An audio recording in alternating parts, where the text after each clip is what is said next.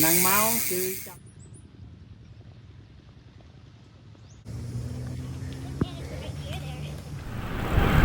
mình lê như thế này mà ăn nó ô tiếp sai ở mình vâng dạ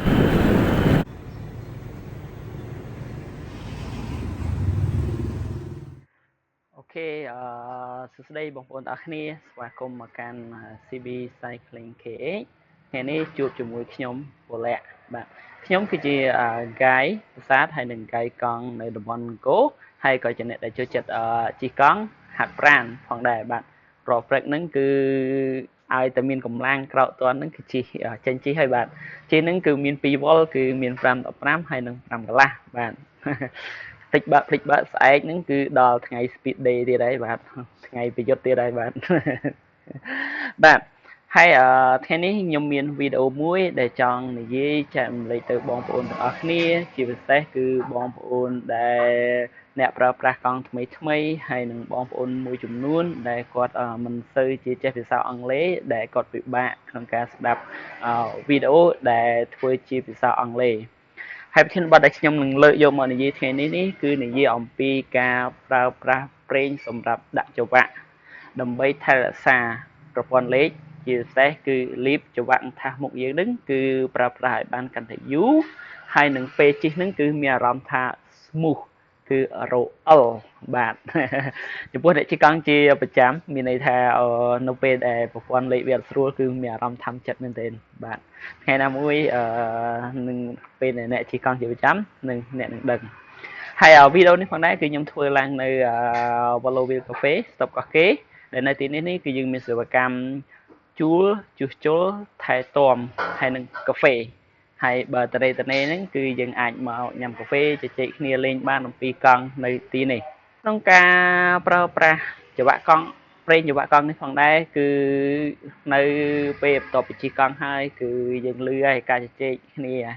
អូខេអ្នកខ្លះក៏គាត់ថាអូខេប្រើប្រាស់ប្រេងសើមល្អអ្នកខ្លះក៏និយាយថាអូខេគួរតែប្រើប្រាស់ប្រេងស្ងួតវិញទៅវាល្អតែមុននឹងចូលទៅដល់ការនិយាយអំពីតើគួរប្រើប្រាស់ប្រេងសើមឬក៏ស្ងួតគឺខ្ញុំសូមនាំអ្នកទាំងអស់គ្នាទៅមើលអំពីលក្ខណៈទាំងអស់គ្នាបាទដំបូងគឺប្រេងច្រវាក់សើមប្រេងច្រវាក់សើមគឺគេផលិតឡើងជាពិសេសនៅក្នុងលក្ខខណ្ឌអាកាសធាតុមួយដែលយើងជិះទៅគឺអាចមានភ្លៀងអាចមានទឹកឬក៏អាចមានភក់បាទហើយគុណសម្បត្តិរបស់ប្រេងសើមគឺវាមានកំហាប់ជាតិស្អិតខ្លាំងការពារច្រេះធ្វើឲ្យវារអិលយើងប្រើប្រាស់ច្រវាក់ប្រព័ន្ធលេខយើងនឹងគឺវាប្រើប្រាស់បានយូរហើយជាពិសេសគឺប្រេងសើមនឹងគឺល្អសម្រាប់អ្នកដែលចូលចិត្តជិះផ្លូវឆ្ងាយដូចជាអ្នកដែលចូលចិត្តលុត100 150គីឡូ200គីឡូ300គីឡូអីហ្នឹងក៏ជាក៏ល្អក្នុងការប្រើប្រាស់ប្រេងសើមផងដែរបាទតែទន្ទឹមនឹងគុណសម្បត្តិវាក៏មានគុណវិបត្តិផងដែរគុណវិបត្តិផងវានឹងគឺទី1គឺមានន័យថានៅពេលដែលប្រើប្រភេទប្រេងសើមគឺវាស្អិតខ្លាំងអញ្ចឹងបើយើងជិះកាត់កន្លែងដែលមានធូលីច្រើនគឺវាអាចជាប់នឹងឡតជាប់នឹងច្រវាក់យើងនឹងច្រើនទី2គឺកខ្វក់មានន័យថាយើងប្រើប្រេងសើមគឺវាអាចប្រឡាក់ជើងយើងច្រើនប្រឡាក់ជើងប្រឡាក់ដៃនឹងគឺវាច្រើនហើយទាមទារឲ្យយើងសម្អាតញឹកញាប់បាទឥឡូវនេះចូលទៅដល់ការប្រើប្រាស់ប្រេងស្ងួតវិញម្ដងប្រេងស្ងួតហ្នឹងគឺ dry loop ហ្នឹងគឺភាគច្រើនគឺយើងប្រើប្រាស់សម្រាប់លក្ខខណ្ឌមួយគឺអាកាសធាតុស្ងួតមានន័យថា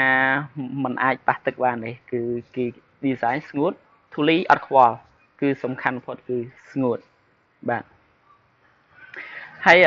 គុណសម្បត្តិរបស់ប្រេងស្ងួតហ្នឹងគឺគេវារអិលវាជួយថែរក្សាប្រព័ន្ធលេខបានយូរវាអត់សូវប្រឡាក់ទន្ទឹមនឹងនឹងក៏វាមានគុណវិបត្តិផងវាផងដែរមានន័យថាប្រេងស្ងួតហ្នឹងគឺឲ្យតែជិះកាត់ភ្លៀងជិះកាត់ទឹកគឺវាអស់ហើយ ហើយជាពិសេសគឺវាអាចឡើងច្រេះច្បាប់យើងអាចឡើងច្រេះលឿនអញ្ចឹងគឺមានន័យថាអ្នកដែលប្រើប្រេងស្ងួតហ្នឹងគឺជាទៅគឺมันអាចជិះកាត់ភ្លៀងហើយទឹកបាន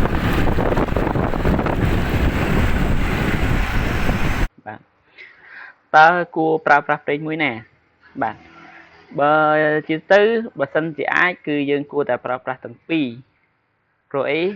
ពេលខ្លះគឺយើងចង់ជិះតែផ្លូវកស៊ូទេផ្លូវស្អាតទេអញ្ចឹងយើងប្រើពួកប្រភេទ dry loop ទៅផ្លូវកស៊ូផ្លូវដីតែវាស្ងួតប៉ុន្តែពេលខ្លះយើង off road ជាពិសេសគឺខែភ្លៀងគឺនៅស្រុកខ្មែរយើងគឺជិះបំផុតទេច្បាស់ជាត្រូវទឹកត្រូវភក់ហើយអញ្ចឹងគឺគួរតែប្រើប្រេងសើមប៉ុន្តែបើសិនជាបងប្អូនទាំងអស់គ្នាមានតែមួយជំរើសទេគឺជំរើសប្រើប្រេងសើមគឺល្អបំផុតគឺសមស្របជាមួយនឹងលក្ខខណ្ឌអាកាសធាតុហើយនឹងផ្លូវសម្រាប់ស្រុកខ្មែរយើងអានេះគឺយើងនិយាយពីប្រទេសដែលជាតំបន់ត្រូពិចទេដែលមានក្តៅសើមភ្លៀងក្នុងវីដេអូមួយនេះគឺខ្ញុំមានតែប៉ុណ្្នឹងឯងបងប្អូនមានសំណួរអាច comment ខាងក្រោមបានហើយបើមកលេងសៀមរាបត្រូវការជួលកង់ត្រូវការ guide ត្រូវការរំអីអាចតាក់ទងពួកខ្ញុំបានហើយជួបគ្នានៅវីដេអូក្រោយ